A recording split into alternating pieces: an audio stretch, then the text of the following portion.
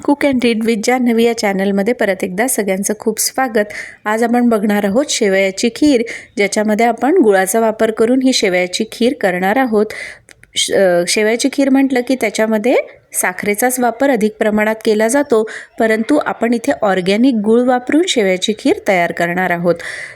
ही जी शेवयाची खीर आहे ही संपूर्ण तयार झाल्यानंतर आणि थोडी कोंबट व्हायला लागली की त्यानंतर त्याच्यामध्ये गूळ घालायचा, जेणेकरून दूध जे आहे ते फाटत नाही आणि अतिशय चविष्ट खीर तयार होते। याच्यासाठी आपण 2 चमचे तूप घेतलेलं आहे आणि शेवया छान त्याच्यामध्ये परतून घेतलेल्या आहे। आपण इथे 300 ml दुधाचा वापर केलेला आहे आणि याला छान उकळू द्यायचा आहे। त्याच्यामध्ये आपण बदाम मिक्स घातलेला आहे, ज्याच्यामध्ये बदाम आणि त्याचबरोबर वेलदोड्याची पूडही असते। आपल्या आवडीचे ड्रायफ्रूट्स इथे वापरता येतात।